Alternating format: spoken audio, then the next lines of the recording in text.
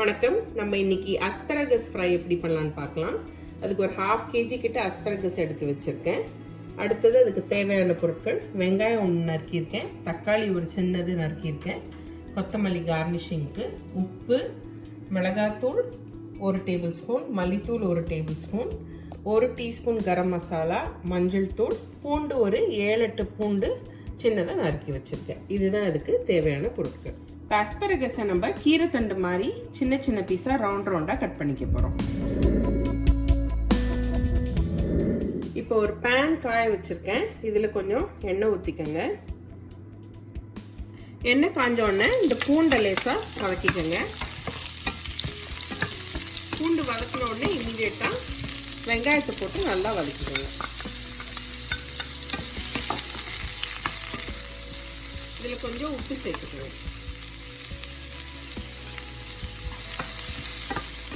இப்போ வெங்காயம் வதங்கிடுச்சு. அடுத்து தக்காளி போட்டு வதக்கிக்கோங்க.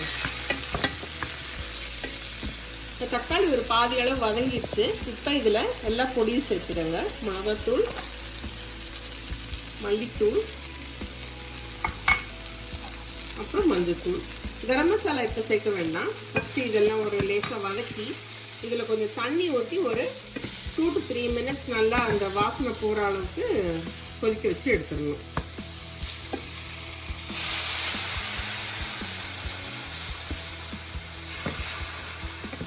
இதை மூடி போட்டு நல்லா கொதிக்க வச்சு எடுத்துக்கணும். கொஞ்சம்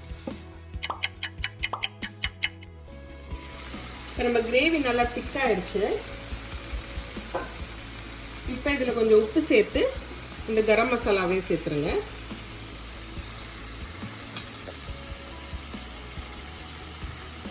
இது ரொம்ப நேரம் வதக்க வேண்டாம். இமீடியட்டாக நீங்கள் உங்களோட அஸ்பரகஸை போட்டுடலாம்.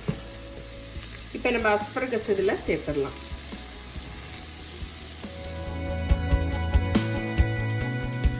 இப்போ அஸ்பரகஸ் நம்ம மசாலாவில் வறுத்தாச்சு. இதை நீங்கள் நல்லா மூடி போட்டு ஒரு 3 minutes வந்து மீடியம் ஃப்ளேமில் வேக வச்சுருங்க. சீக்கிரம் வெந்துடும் அது. ஸோ அதனால் ரொம்ப நேரம் வேக வைக்க வேண்டியதில்லை. இப்போ அஸ்பரகஸ் ஃப்ரை நல்லா இப்போ ட்ரையாக ரெடி ஆயிடுச்சு. ஸோ இதுதான் உங்களோட ஃபைனல் ப்ராடக்ட். இது நீங்கள் ரைஸ்க்கு, சப்பாத்தி இதுக்கெல்லாம் சேர்த்து சாப்பிட்டுக்கலாம். ரொம்ப நல்லாயிருக்கும். ட்ரை பண்ணி பாருங்கள். Very healthy dish. Please like, comment, share and subscribe. நான் உங்களை எல்லாம் இன்னொரு வீடியோவில் சந்திக்கிறேன். தேங்க்யூ. பாய்.